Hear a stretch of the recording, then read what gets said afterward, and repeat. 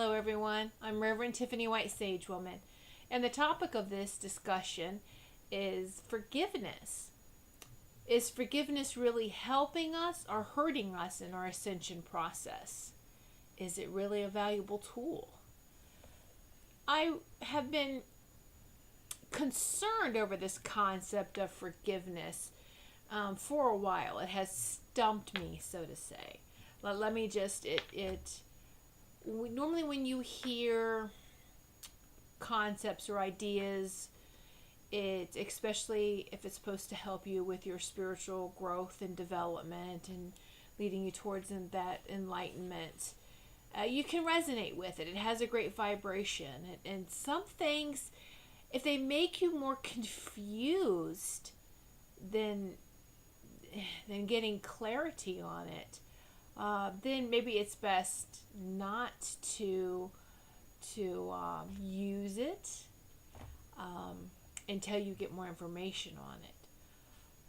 It's not that I was ever against forgiveness. There was just the whole concept of it seemed so very off and different, or it didn't vibrate. I didn't like the vibration of that word, and it can really caused me to ask for more clarifications from my angels, the angelic committee, and the light beings, the ascended master light beings, the council of light, for some more clarification on forgiveness as we know it right here on this earth plane in humanity. So what I wanted to do is to start, and when going through all of this, I have to say that explain a little bit that words and language, like certain languages and speaking with our voice, does this seem foreign to many of you? I'm sure at certain point of the game of life, we are finding our way to communicate effectively. But I remember my youth was so challenged with speech, vocal. Now, many communications are not just from blockages in your throat chakra and issues with past life. And it can be, and I know with me it was some past life. I was shut down as a child, but there is also something else that plays into factor. There's just so many different reasons why we act or react to something. It's never just one thing, because we really are multidimensional. So it's going to be several things that kind of affect us. Several different types of wind that blows on our sails, so to speak. But so many of us has lived in many realms or vibrations where we communicated telepathically. Now, telepathy is sending and receiving balanced emotion and symbols with pictures. It's how I communicate with my dogs. It really is. It's sure you can, so that they can associate a word, a symbol, and a command, so to speak. So, like to go OUT, because if I say it, they will jump up. They're listening. I sent them that picture of the door and the yard. I mean, so that's something they catch on really quick. And so that's how they associate, is sending the picture with excitement, with some emotion behind it, and if you want to go play, PLAY, and sending that picture, and it's like, okay, great. They understand it, and that's how you can speak. Mothers with your children, we do it when they're young a lot. I hope you still exercise that and continue it. My oldest is in his, oh my goodness, he's going to be 27 next week. But we still to this day can communicate telepathically. My youngest son and I, we used to do that a lot, but he kind of, if he needs to, he'll do it, you know. But so we could be in a room, the whole family could be together, and my oldest son and I can have a conversation without even saying a word. And one of the times, when they had lived at home, both my sons have moved out, but when the sons lived at home, and I needed them, I would always just telepathically call out for my oldest son if it was time for dinner or time for this, and he would grab his brother and they'd come downstairs.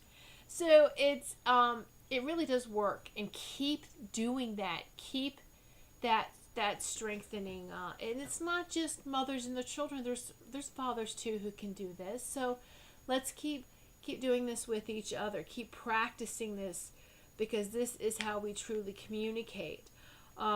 So words, before words, way before words, the unconscious communicated via symbols, and still does today. We recognize the symbols and images and emotions, and these symbols hold cryptic messages about our soul's journey. So I bring this up because words, for me, I feel them, and they usually, an image will appear. Sit with the word. It's like putting candy in your mouth, or just, okay, now we don't want the sugar, right? But putting something in your mouth and just letting it dissolve, whether it's, here we go, like a vitamin C or a zinc tablet, there you go. Just something that is dissolvable, that won't taste so horrible. It's, okay, so I'm going to put this and just dissolve and see how this feels. I'm going to see, does any images appear? And that we have to do, like with words, is savor. What kind of flavor, what kind of image are you getting off this word? And believe it or not, there's some words that we don't even get hits on. And you have to find out what that word is for you. But I can tell you the word that time and time and time again I could not get to work. I could not get a symbol from it. I didn't understand it. And I actually would be, I found myself, I could get offended by the word forgiveness. Where is this coming from? This requires deeper self-exploration. Where is this coming from? So to me, if no symbol or word appears, I know that the word or words is man-made. Low vibration, created by humanity, and must be used for manipulation and not for love, the divine love and oneness, or personal enlightenment. Now, I journaled this, so I'm reading from my journal. You see me looking down. You may think, really, forgiveness is used for manipulation? Take a sip of water here, everyone. Stay hydrated. PSA, stay hydrated with some good water. Don't drink tap water. Make sure you have good filtered water. Reverse osmosis water if you can. You can rent them very, very inexpensively, very, very affordable. So, all right. Now, back to the show. Have you ever looked at the word forgiveness? We've been taught what forgiveness means. All right. So the definition via the Merriam-Webster dictionary is to stop feeling anger towards someone who has done something wrong. To stop blaming someone. And the synonyms: pardon, absolution, exoneration, dispensation, clemency, mercy. What? Really? So to forgive is admitting or even blaming someone else or yourself for a situation that has happened. I'm going to forgive so-and-so for what they did. That's judging their actions. That's blaming them for the actions. You forgive yourself. You're blaming yourself for those actions. And you can think about something that you yourself may, I don't want to say be careful with the word regret, may not be your finest hour in the past, your finest moment. But it's, not something that you should hold yourself hijacked over either. That you should keep punishing yourself over. It's not something that you should keep tossing around over and over in your head. It was, are you still like that today? No. Especially if it's something that embarrassed you or something that, oh my gosh, I can't believe I did that. What's wrong with me? That was a dark time. That's okay. That was part of you. That was part of what you had to go through and what you had to experience, right? So, forgiveness isn't needed. How about compassion and understanding that we all are different and may not agree on all topics or subjects, ideas even. It's okay if we don't agree. We're all unique individuals. And if each and every one of us are unique, and there's billions of us, we have to have compassion. We have to have compassion for one another. We really do.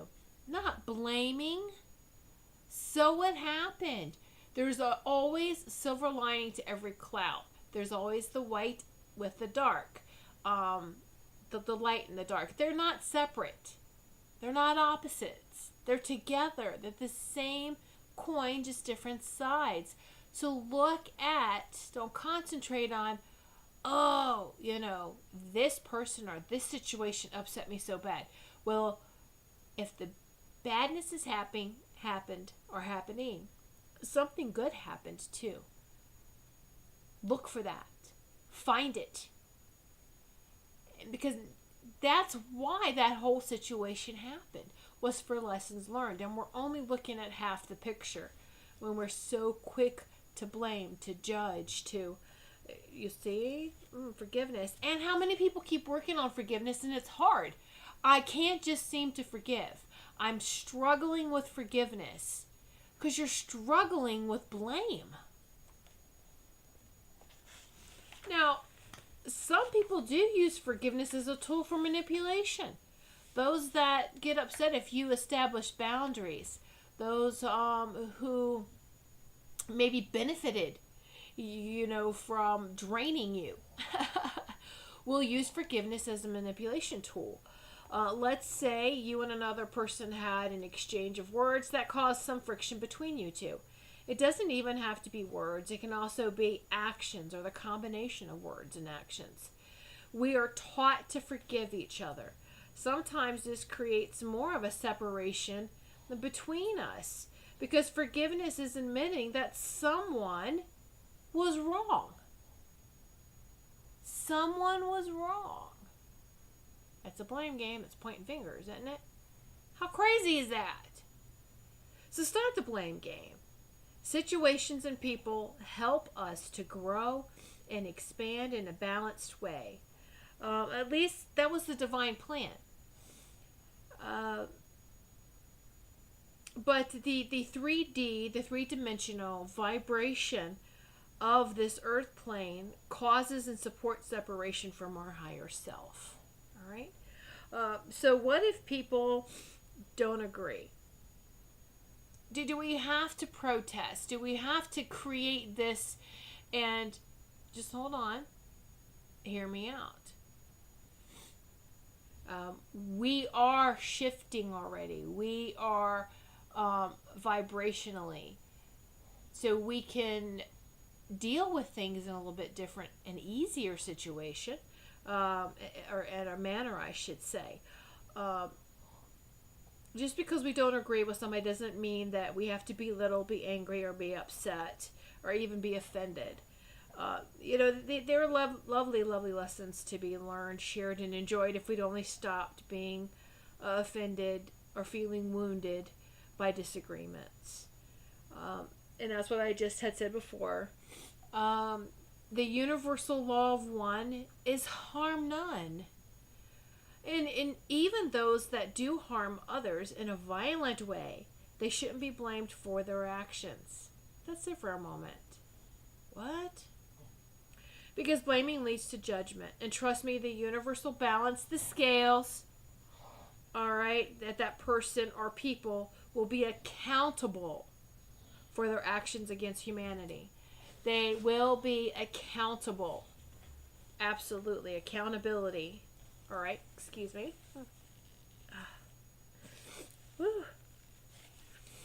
It's a lot of great emotion coming through now. All right, so and karma is very much 3D. It's an automatic balancing system. Those, we can catch it. If we catch ourselves and rebalance ourselves, karma doesn't need to work on us. Karma goes where those people who want to stay off balance. Karma has to constantly work in making sure that the energies are balanced. Okay? Because we're all connected and we can make everything fall off balance. And that's not good. It's good for the earth, So Mother Earth is already on her ascension process. Now, may have heard people talk about dimensions and vibrations and what does that look like. And the dimensions is just that, it's vibration. We are raising our vibration. We're raising ourselves up. That's the ascension, is raising ourselves. It's not a physical place. It's not we're moving from here and going from here. And when I had explained in my past shows, Spiritual Insight, on Sunday evenings at 8 p.m. Eastern Time, I had talked about that, the ascension process, and what that's going to be like, and for Mother Earth, and for us who choose to stay here and continue from 5D, 5 dimension and higher. All right, and these are just high vibrations. It's a vibration. All right, and it's picking up, and it's just so beautiful. Karma doesn't exist above. It stops in the 4th dimension, kind of just a little bit till people cross over, because 4th dimension's heaven, but it doesn't exist in 5D and above. Doesn't need to, because we're constantly catching something that triggers us, catching what makes us go, I'm not sure about that. And we don't overanalyze. We're not analyzing. We're just figuring out, why do I feel that way? Oh, is that why? All right, great. We shine. All we need to do is just shine love and light to any situation and to a person. I personally don't partake in the concept of forgiveness anymore. It has no value in our spiritual growth and expansion. And even if I get upset over someone's words or actions, I step back, ask myself, do that check. What happened? Are we marrying each other? Is there something about what I'm upset about with them? Is it something that I need to look at myself over? Or is it just truly the person's being nasty? Because that happens too. Not everyone's actions mirror ours. Because we just need to experience. So we're here for it, to experience situations. All right. So let's just shoot some. We don't have to understand it to heal it. We don't have to understand it to release it. Not fully. Do you understand? Recognizing it. Yes. I recognize that I have a bad feeling, or I recognize that I'm feeling hurt. And why am I feeling hurt? That's recognizing. Just doing some self-reflection and knowing thyself. Yes. Overanalyzing is when we start to play the blame game. When we start to, and we got to be careful, because as we do this self-reflection, it's admitting to some of our, what we consider weaknesses, and they're not. It's just who we are. And that can make you feel offended. That can make you start to push blame outside of you, going, no, I have every right to feel this way. It wasn't me, it was so-and-so. And stop it. Stop it immediately. And just shine love. Imagine yourself being balanced and shine love and light on it. Just the golden white light. Just breathe it through and just shine it onto the situation and the person. Just send it their way. Sometimes, two people can become so close and hurt each other so bad, and it takes a while to release. It takes a while. The healing takes a while, and then you can release it. It's not release then heal. It's heal it and release it. Heal it and release it. And even if you have to heal it a little bit at a time, release it a little bit at a time, a little bit of nugget here, a little next time, that's okay. But the thing is not to hold on to it anymore and just keep healing and letting it go. All right. And now, what I didn't journal about, but just was coming to me now. So I am going to share this with you. The concept of fishing, spiritual fishing, vibrational fishing. How energy vampires kind of hone in on you. When you feel someone else's energy in your luminous energy field or your body, your aura, when you feel them outside of you, and most of us, we can, we're all very intuitive. We get that gut feeling when something's not right. All right, so and whether you catch it or not, what I would do instead of asking for forgiveness, asking for something we're not completely sure of, instead, every night before I go to bed, I, of course, count my blessings and grateful, but I do this unhooking technique. All right, so imagine like an old fishing line. It's the fishing line with the hook, right? And so I imagine visually. A lot of people need, we need this visual concept, or you could just sit and feel and know that it's happening. But I scan my body, and again, because I am an energy healer, I work in that. I know what that's like. But if you've never worked with the energy before, then you can just visualize it.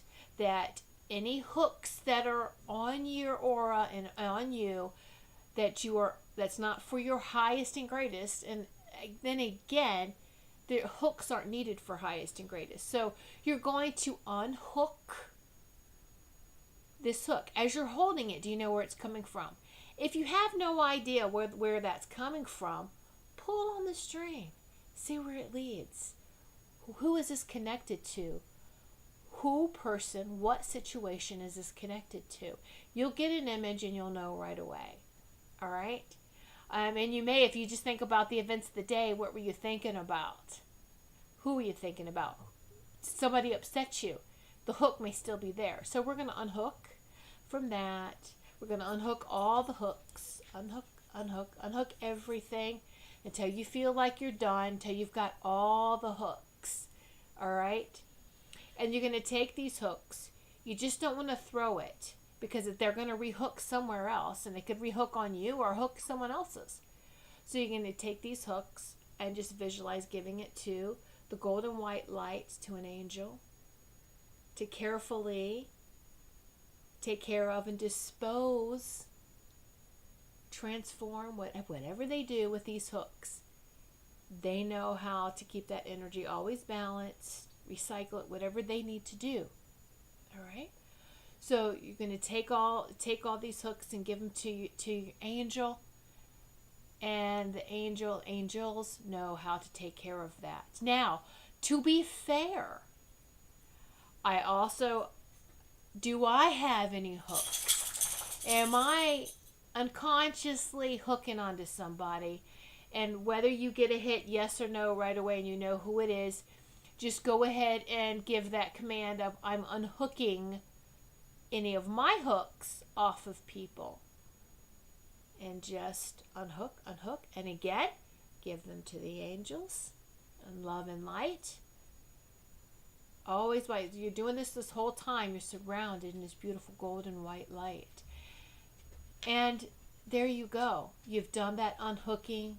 And you need to do it every night, because what we're exposed to on a daily basis comes at us hard and fast now.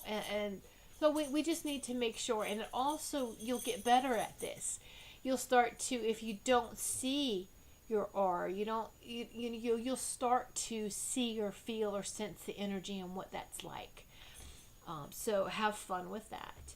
And one of the things I like to do, and that I did forget to kind of mention, is before you do that whole unhooking ceremony, and it is kind of a visual ceremony, you can lay in bed or sit in bed, and if you fall asleep, that's okay, but try to make sure that before you get all comfortable, that you maybe might sit up and visualize this, that, start with this, Whether you do your prayers, you can have this be the last thing you do. You can pray like this or like this, but go here. Take a deep breath in. You're going to go in. Up to your 8th chakra above your head, which is that golden white light, that aura, the sun. But you're going to go up to here like this, and you're going to like pull this orb all around you, this golden white light and an orb around you, front, back, sides. You're encased in this complete orb, and this is where you're going to do all the unhooking. And you can also feel and check out your aura at that time. All right, you can do it with your eyes open, you can do it with your eyes closed, and just, oh, there's a hook here, I'm going to unhook here. All right, give it to the angels. If you want to give it to the angels one hook at a time, you can do that too. Just, all right, so take care of that. And when you're done, all right, then you're going to put your arms back down to your side, and then you're going to like taking the aura, and you're, or not the aura, but just that white, golden white light energy of your aura. You're doing another sweep. You're going like this, another sweep of your aura. Then you're going to push the pure divine golden white light into your crown chakra. Feel it all going down all your body, all through your body here, all through your arms and your legs and down out your feet. And you're done. That's how we can get to see and repair and fix ourselves energetically through our 8th chakra above our head. All right. So I hope that this has been helpful for you. And so that's what we do. Instead of forgiveness is just love. Love, love, love.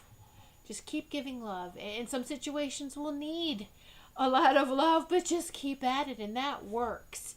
And when you do the visualization, and when you, I know this is working, it feels better.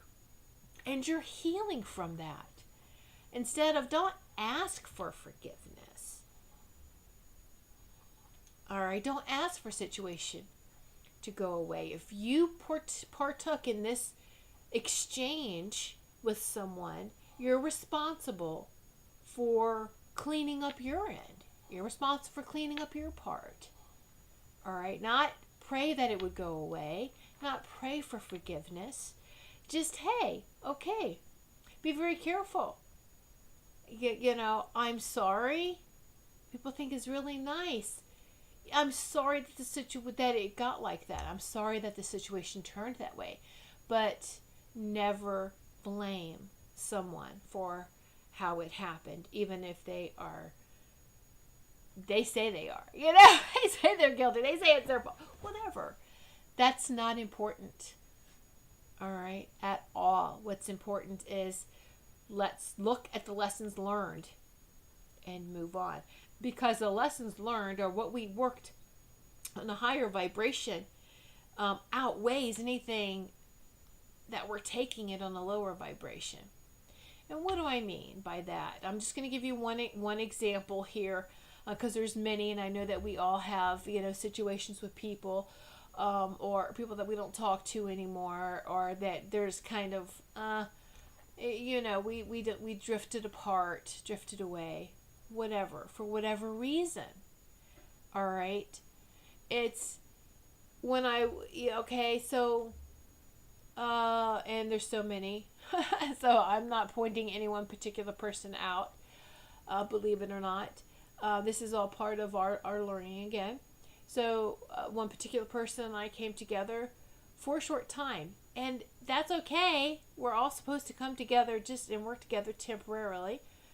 And our relationship, our friendship got so twisted that if I had paid attention and kept focusing on this twisted relationship and not realizing that the work that we were doing together helped everyone else around us, that we were planting these light columns, these crystal beams of light in a place that needed that healing. That's beautiful. We can see that because they're so consumed with our own self feelings and oh my God. But sometimes you're called together, you're called to work with difficult people because you both have a job to do. And you're working in these upper vibrations and not even realizing it because we're taking life so darn personal on this low 3D separation. All right? So let's learn to look outside of that and realize that it really is so beautiful. And I'm not saying be blinded by the light. Denial is not helpful at all. This is why know thyself is so important. Please ask yourself the questions. Be honest with yourself. And then just, again, heal to release. Heal to release. Even if it's a little at a time, just let it go. All right? All right, so we're going to end with, I am my higher self. Say that 3 times. I am my higher self. I am my higher self. And since 2018 is moving from I am to we are, we're going to say it again, but change it to we are our higher selves. We are our higher selves. We are our higher selves. Many blessings to each of you. May the obstacles to your flight be few, and the blessings along your journey be many.